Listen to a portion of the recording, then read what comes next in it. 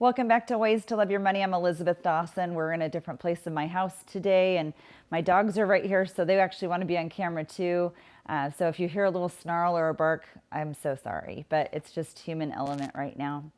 One of the things that we want to kind of talk about is family goals. But boy, what a wonderful time to actually talk about planning, goals, financial, probably one of the most important things we can be doing next to taking care of our health. So what are those family goals? Do you have places that you still want to go see? Hopefully this COVID-19 won't keep you away from going to those dream places that you have in your wish list. Now is the time to really think about manifesting a wish list. When we talk about goals, we kind of get like a place where it's maybe not as comfortable to talk about it, but from a kind of a personal psychology, it's about what do those things that you want to do, what are they? What's kind of like that bucket list? But I kind of call it a wish list because that's really where the powerful things start to happen. I was on a coaching call yesterday and they talked about a vision board. You know, when we were young and we were kids, we would think, you know, when I grow up, I'm going to be an astronaut, or I'm going to be a professional baseball player, something like this, or I'm going to do things that I dream of having that career that I want to do, but something starts to change along the way. What changes? We get busy, we start a career, we get married, we start families, then we buy houses, we do all these different things, and we have pretty much this daily struggle, and the struggle is real. And under the current economy that we're dealing with right now, the struggle is real. So when we see the opportunities out there, the opportunity is we're back at home. We are right there with our family. Whether we love them or we hate them, we want to make sure that this is the time we start to talk about planning, maybe as a family, planning as a couple, introducing what dreams, goals, and desires are to our children, offering opportunities to say, well, what do we plan for first? Most people right now are really looking at their cash flow. They're looking to see, do I really need to keep spending all those things? It's conversations I've been having with people for many years, for the last 21 years. But we've been thinking that, gosh, I have to have that. We've been telling ourselves in our financial psychology that we have to have certain things. I think we're all experiencing that we don't have to have all that. Some people are on a rise with shopping online, shopping for retail things, maybe just groceries to pick up at the curbside. Those are great pieces that have been adapted to this new lifestyle that we're in, but within our means.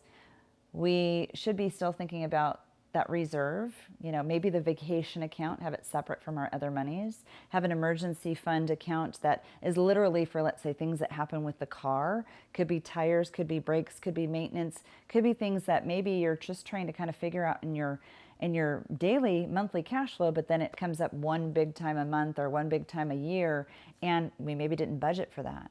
So we should be thinking that we should have at least that set-aside account for maybe $2,000, $2,500, but we should focus on that vacation account because so many people are really saving more for vacation and life experiences than they are even for their savings account or retirement or even an emergency fund, which I think a lot of people are kind of depending on an emergency right now. So in a bigger scope of things, we need to look at what your personal economics are. Have you even asked yourself that question? This is kind of where the wish list folds in. Your personal economics are unique and different to you. There are tools that can be used for your personal economics. If you're an individual that hasn't been on a path to save, maybe you need a forced savings foundation and a foundation that becomes a tool. So it might be exciting to go and invest in the stock market. And maybe right now there's some wonderful opportunities. People ask me all the time for specifics.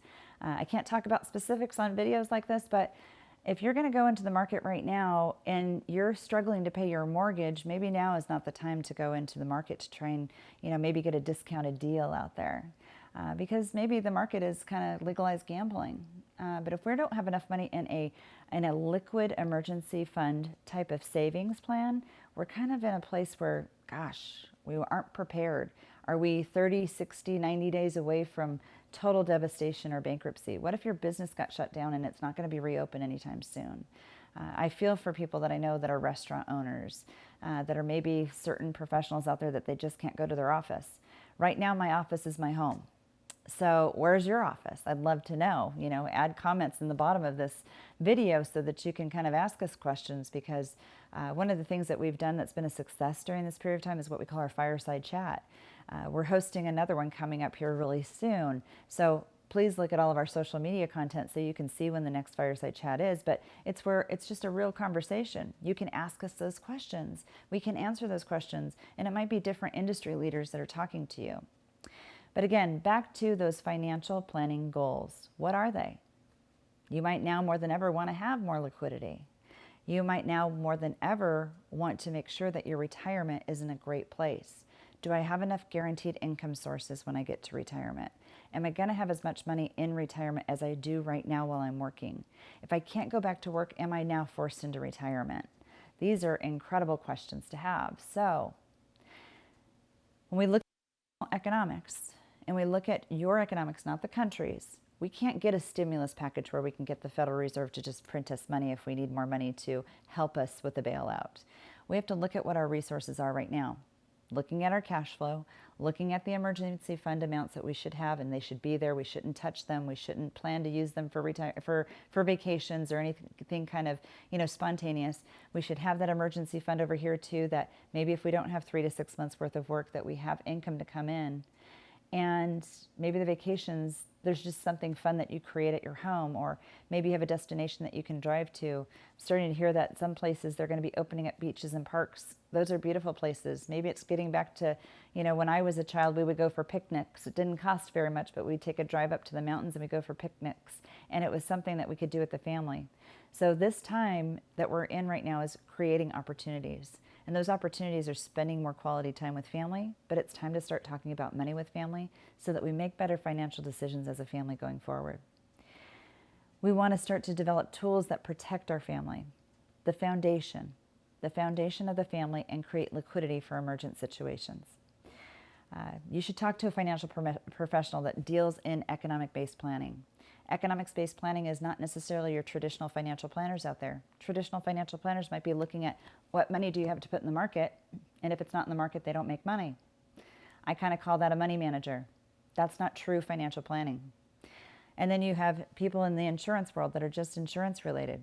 Well, that's great because that deals with protection. But going to the whole big picture and looking at your whole personal economics and do comprehensive planning, now more than ever is the time we need to get in touch with that. Every financial decision you make has a positive or a negative or a cause and effect. So what are those causes and effects? Our entire universe has been doing planning by do-it-yourself. DIY life is what I call it. Right now, you might need that financial professional to link it all together, work with your tax professionals, work with your legal professionals, work with what you're doing to save money, which I know your accounts might be lower. Did you go down as far as the market, or did your accounts go down further? If you haven't done a true investment analysis on what your retirement account's looking like and what it can actually provide for you when we get to retirement, there's a lot of different opportunities with the CARES Act that stopped by. We just got it introduced to us, and there's a lot of open opportunities even within our 401ks that we didn't have before. Or 403bs, whatever your retirement plan is. Got to be patient for those for those entities to kind of catch up with it. But now more than ever is time to do your personal economics. Time to start looking at your cash flow. Feel blessed if you haven't lost your job. There's an article out that just came out this last week in the Wall Street Journal saying that over 10 million white-collar workers are going to lose their jobs. That's over 40,000 people per day, and they might lose those jobs permanently. This is a prediction. We don't know if it's going to come true, but it's already starting a trend. So I hope it's not any one of you that are listening to this, but now more than ever is time to start doing that financial planning. Do it as a family, do it as a connection, do it as a partnership. And educate one another. Make sure that you're all on the same page and you're planning for the same ultimate goals.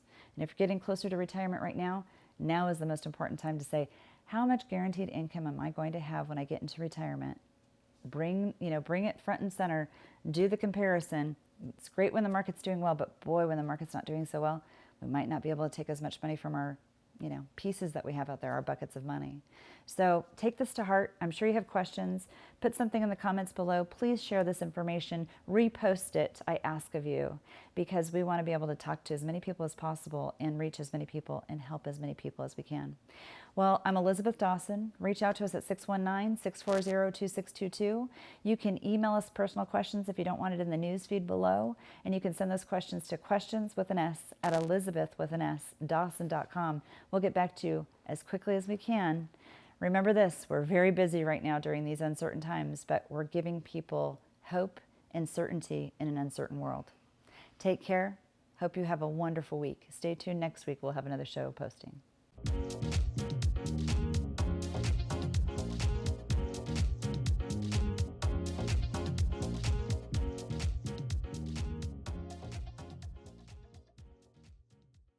The information provided in this show is for informational and educational purposes only. This show is not investment advice, nor is it intended to address the financial needs of any particular viewer. The opinions expressed on this show are not intended to be an endorsement of any particular investment strategy or service of any other kind. You must make an independent decision regarding investments or strategies mentioned throughout the show. Before acting on information in this show, you should consider whether it is suitable for your particular situation and strongly consider seeking advice from a financial advisor.